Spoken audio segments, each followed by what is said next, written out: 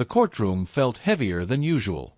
Sunlight filtered through the tall side windows, casting long shadows across the polished wooden benches. The quiet murmurs of the crowded gallery blended into a low, restless whisper. Something about this case had drawn more people than expected. At the center of it all stood a man who looked like he didn't belong there. His jacket was worn thin at the elbows. His shoes had long given up trying to shine. His beard was uneven, streaked with gray. Yet despite his appearance, he stood straight, almost disciplined. Beside him, Officer Daniels adjusted his uniform with visible confidence. His badge reflected the sunlight briefly as he cleared his throat. "Your Honor," he began, "the defendant was found trespassing behind a commercial property after multiple warnings to leave." A few people in the gallery exchanged smirks. The man said nothing. Judge Margaret Ellis observed him carefully from behind the bench. Her eyes were sharp, analytical, trained to notice what others overlooked. "Sir," she asked calmly, "why were you behind that property?" The man lifted his gaze. His voice was steady. "Because I built it." The gallery reacted immediately. Quiet laughter rippled through the room. Officer Daniels shook his head. "He made several unusual claims during processing, Your Honor." But the judge didn't join the laughter. Instead, she leaned slightly forward. "State your name." A pause. "Samuel Reed." The name meant nothing to most people in the room. But it meant something to her. Not fully. Not yet. Just enough to feel familiar. She signaled quietly to the clerk. Moments later, a thin folder was placed on her desk. It had arrived earlier that morning, sealed. Confidential. She opened it slowly. The whispering in the courtroom continued, unaware that everything was about to change. Her eyes scanned the first page. Then the second. The color in her face shifted. She adjusted her glasses and read more carefully. Silence began spreading from the front row backward as people noticed the tension in her posture.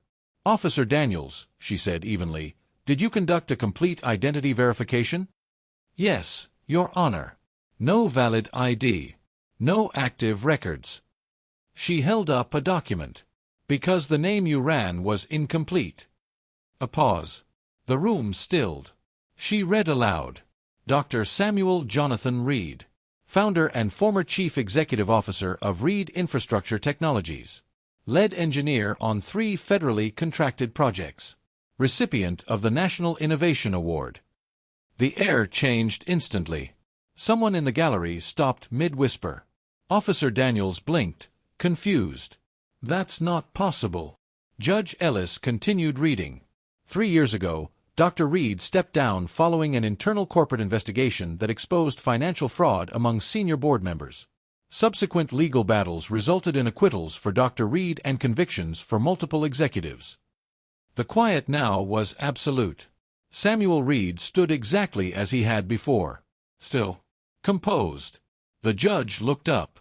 Records indicate that following the legal proceedings, Dr. Reed liquidated most of his personal assets to cover defense costs and restitution tied to corporate liabilities. A murmur returned, but this time, it wasn't mockery. It was disbelief. The officer's earlier confidence had vanished. His shoulders tightened. "You're telling me," he said carefully, "this man owned that property?" "Correction," Judge Ellis replied. "He founded the company that constructed it." The courtroom felt smaller now. He wasn't just a trespasser. He was a man who had once shaped skylines. Judge Ellis closed the folder. "Mr. Reed," she asked softly, "why didn't you identify yourself during booking?" Samuel's expression didn't change. "Because titles don't change how people see you." The statement hung in the air. The judge removed her glasses. "Charges are dismissed." The words landed with quiet authority. A bailiff stepped forward to remove the cuffs. The metallic click echoed louder than it should have. Samuel flexed his wrists briefly, not in relief, but in habit. As he turned to leave, something unexpected happened. A man seated in the back row, a journalist, suddenly stood up. Then another. Phones appeared. Whispers shifted from laughter to urgency. Names were being searched. Articles were being pulled up. The realization spread rapidly. This was not just a courtroom misunderstanding. It was a public reckoning. Outside, the courthouse steps were washed in late afternoon light. Samuel descended them slowly, the city noise rising around him. A reporter caught up. "Dr. Reed, do you plan to take action against the department?" He paused. For a moment, the weight of everything he had lost seemed visible. Then he shook his head. "No." "Why not?" He looked back at the courthouse doors. "Because the system corrected itself." And with that, he continued down the steps, not as a homeless man, not as a CEO, but simply as someone who had endured judgment and walked away with dignity. The camera lingers on his face. Up close, the details are impossible to ignore. The untrimmed beard, the faint scar near his jawline, the exhaustion etched beneath his eyes. But beneath the fatigue, there is something else. Control. His hands rest quietly in front of him, loosely cuffed, not struggling, not trembling. Just waiting. The courtroom noise fades into a distant blur behind him. Faces exist, but they no longer matter. Their whispers don't reach him. He has heard worse. Officer Daniel's voice echoes somewhere to his right, speaking about trespassing, about refusal to leave, about non-compliance. The words feel procedural, rehearsed. Samuel Reed keeps his gaze forward. Not defiant. Not ashamed. Just steady. The light from the high windows touches one side of his face, revealing lines that tell a longer story. Long nights, heavy decisions, battles no one in this room knows about. A lesser man might have lowered his head. He doesn't. When the judge asks for his name, he inhales slowly. It isn't fear. It's calculation. Names carry weight. Titles carry expectations. And expectations can turn into weapons. He could stay silent. He could let them define him. Instead, he speaks. Samuel Reed. The name leaves his lips calmly, almost gently. There's no dramatic pause from him. No attempt to command attention. But something shifts in his expression after he says it. Not pride. Not regret. Memory. For a brief second, his eyes flicker, as if he can see something beyond this courtroom. Steel buildings. Glass towers. Conference rooms filled with men who once listened when he spoke. Then it's gone. He returns to stillness. A man reduced to appearance in a room that judges quickly. But even in worn fabric and cuffed wrists, dignity refuses to leave him. And that, more than anything, unsettles the room. The camera shifts. Now it rests on Officer Daniels. His uniform is immaculate, pressed, precise, authoritative. The badge on his chest catches the light, reflecting a sharp glint across the courtroom. He stands comfortably. Too comfortably. One hand rests near his belt. His shoulders are loose. His expression carries the faintest smirk, not open mockery, but quiet certainty. This is routine to him. Another arrest. Another trespasser. Another case that will be finished in minutes. He glances sideways at the man beside him. Worn jacket. Cuffed hands. Unshaven face. The contrast feels obvious. Daniels clears his throat and addresses the bench with practiced confidence. Your Honor, the defendant was non-compliant when asked to vacate the premises. Multiple warnings were given. His voice is steady, controlled, professional. But beneath it is something unspoken, an assumption already made. He believes he understands this man. He believes the story is simple. And that belief shows in the curve of his mouth. The gallery behind him is blurred, but he can feel their agreement. Their subtle nods. Their quiet judgment. He shifts his weight slightly, the leather of his holster creaking softly. There is no tension in him. Not yet. Because in his mind, the outcome is guaranteed. He doesn't notice the judge studying him. He doesn't notice the way the room's energy has begun to change. Confidence can be powerful, but unchecked confidence can become blindness. And as he finishes speaking, the smirk remains, unaware that within moments, the very foundation of his certainty is about to fracture. The sound starts softly. A single chuckle from somewhere in the middle row. Then another. It spreads quickly, not loud, not explosive, but sharp enough to cut through the still air. The camera moves across faces. A woman leans toward the man beside her, whispering something under her breath. He smirks in response. A young man shakes his head with disbelief, amused by what he assumes is an obvious lie. Someone in the back folds their arms, lips curled in quiet judgment. They don't know him. They don't need to. Appearance has already decided the verdict in their minds. The laughter isn't cruel in their eyes, just harmless disbelief. But it carries weight. It reinforces the narrative forming in the room. This is a man out of his depth. A man exaggerating. A man reaching for stories bigger than himself.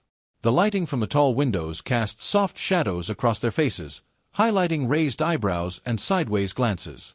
No one notices how quickly mockery can turn into regret. No one senses that the mood in the room is balancing on a thin edge. The whispers continue. "He built it," someone mutters. "Sure he did," another replies. A few heads tilt back in silent amusement. Yet in the front of the room, something has shifted. The judge is no longer observing the defendant. She's observing them. The laughter begins to taper off, replaced by curiosity as they notice her silence. And in that silence, heavier than any joke, the tension starts to build.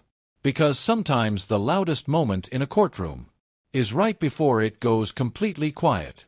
The judge opens the confidential file. The laughter fades, not because it has fully died out, but because the judge hasn't reacted. Judge Margaret Ellis doesn't smile. She doesn't frown. She simply reaches to her right. A thin folder rests on the polished wood of her bench. Unopened. Sealed. The word stamped across the front is small, but unmistakable. Confidential. The subtle sound of paper sliding against wood seems louder than it should. The room begins to notice. Her fingers press lightly against the seal. She pauses, just long enough to command attention without saying a word. Then she breaks it. The tear of the envelope slices cleanly through the air. No one laughs now. She removes a stack of documents. Several pages. Official letterhead. Legal stamps. Signatures. Her eyes move carefully across the first line. Then the second. Her expression doesn't change immediately. But something in her posture does. Her shoulders straighten. Her jaw tightens almost imperceptibly. She turns a page. Silence spreads row by row. Officer Daniels shifts his weight, confused by the sudden stillness. The judge adjusts her glasses. Reads again. Slower this time. Her gaze flicks upward, not at the defendant, but at the officer. "Officer Daniels," she says evenly. The tone is different now. Measured. "Did you conduct a full identity verification?" The question hangs in the air. Daniels nods automatically. "Yes, Your Honor." She lowers her eyes back to the file. "Under which name?" A pause. He hesitates. She lifts one of the documents slightly, scanning the header. Then she speaks clearly, each word deliberate. "Dr. Samuel Jonathan Reed." The name lands differently this time. Not like a claim. Like a record. A verified identity. She continues reading silently for a moment longer, the weight of the information settling in. The gallery leans forward. The officer's earlier confidence begins to thin. The judge places the document flat on the bench. Her eyes lift slowly. And when she looks at the man standing before her now, it is no longer with uncertainty. It is with recognition. The turning point has arrived. And the room doesn't even realize it yet. The full public identity reveal. The judge's fingers rest lightly on the document. The courtroom is no longer whispering. It's waiting. Judge Ellis looks directly at the man standing before her, not at his worn jacket, not at the cuffs, but at his face. Then she speaks. "Let the record reflect," she begins calmly, "that the defendant before this court is identified as Dr. Samuel Jonathan Reed." The name echoes across the chamber. No one laughs. She continues. "Founder and former Chief Executive Officer of Reed Infrastructure Technologies." A ripple moves through the gallery. Some recognize it. Most don't. Not yet. She turns another page. Lead engineer on 3 federally contracted transportation systems, including the West Bridge expansion project. A sharp intake of breath comes from somewhere in the back row. That project was national news. The judge's voice remains steady. Recipient of the National Innovation Award for Structural Advancement. Officer Daniels' posture stiffens. The confidence he carried minutes ago begins to fracture. Judge Ellis lowers the page slightly. Court records further indicate that Dr. Reed voluntarily stepped down from his position 3 years ago during a federal investigation into financial misconduct conducted by senior board members. The room is completely silent now.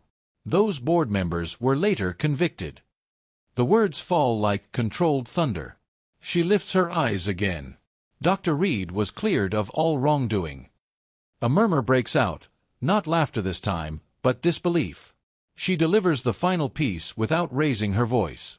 Financial disclosures show that he liquidated personal assets to fund legal defenses and restitution obligations tied to corporate liability. The truth settles slowly. He didn't lose everything because he was guilty. He lost everything because he fought. The judge closes the folder carefully. The sound is precise. Final. The camera cuts to Officer Daniels. His jaw tightens. A flicker of uncertainty crosses his face. The gallery shifts uncomfortably. The same faces that smirked minutes earlier now avoid eye contact. And in the center of it all stands Samuel Reed. Unmoved. Unshaken. Not vindictive. Not triumphant. Just present. The judge leans slightly forward. "Dr. Reed," she says, the title deliberate now, "is there anything you would like to add to the record?" A pause.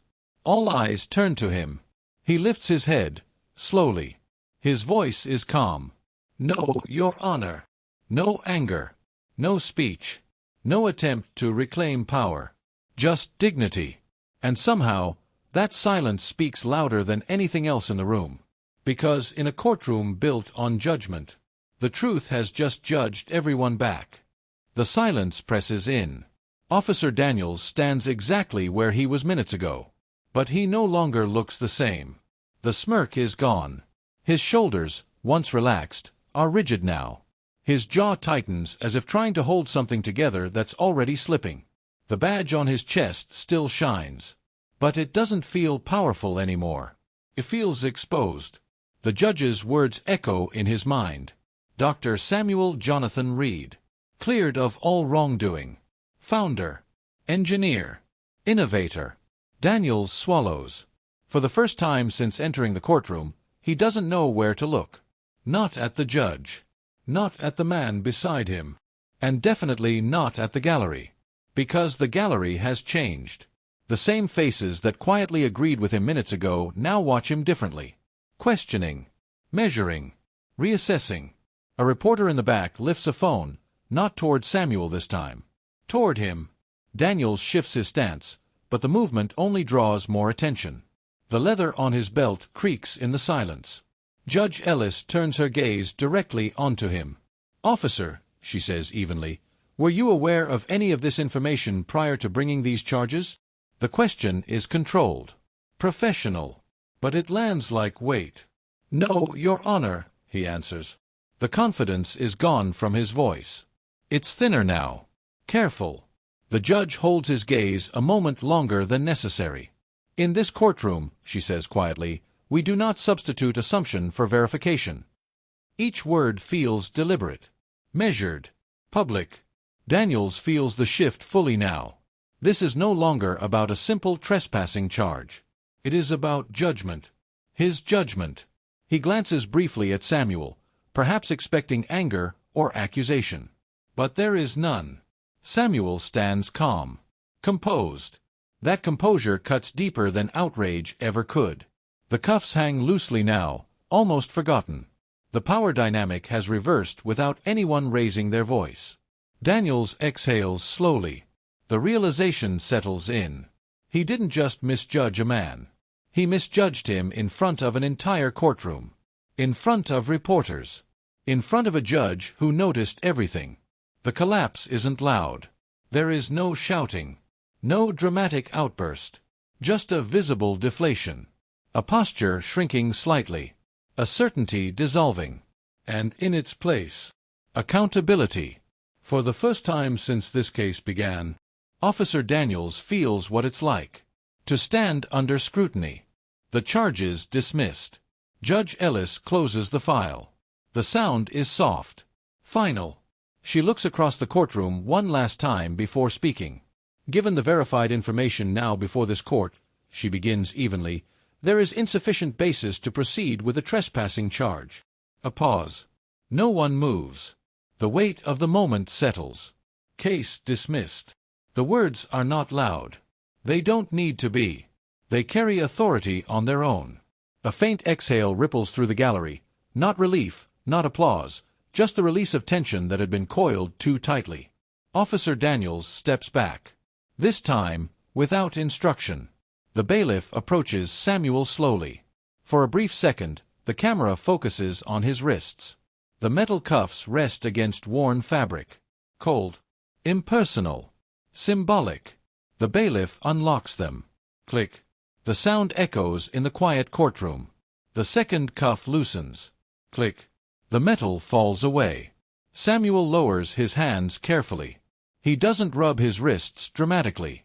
He doesn't sigh. He simply brings his arms to his sides, free. The simplicity of the movement makes it stronger. Judge Ellis watches him. "Dr. Reed," she says, deliberately using the title again, "you are free to go." The title hangs in the air, restoring what had been stripped by assumption. Samuel gives a slight nod. "Thank you, Your Honor." His voice remains steady, measured. He turns, slowly, facing the gallery for the first time since the reveal. The same people who laughed avoid his eyes now. Some look down. Some pretend to adjust their phones. A reporter rises halfway from their seat, unsure whether to speak.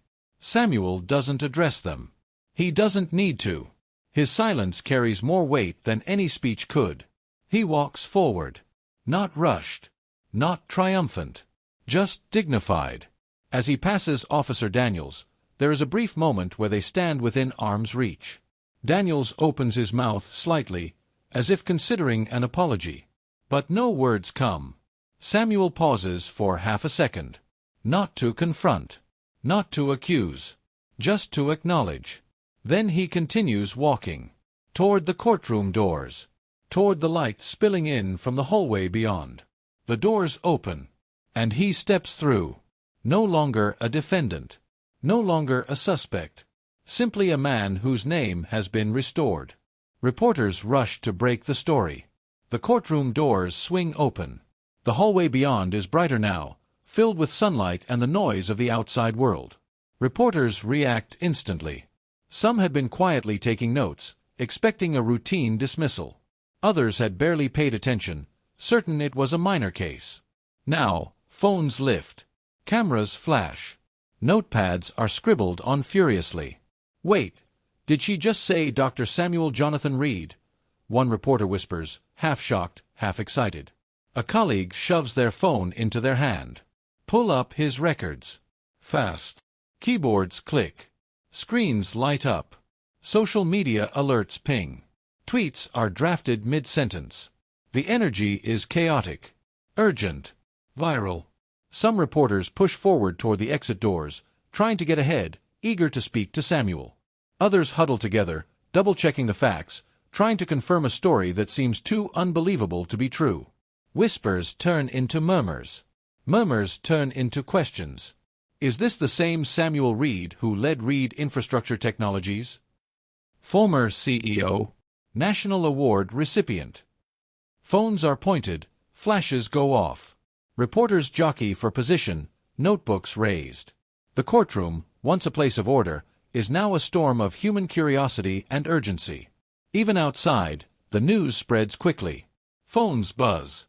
Alerts ping. Every corner of the city is about to hear the story. And through it all, Samuel moves calmly. Composed. Not a step too fast.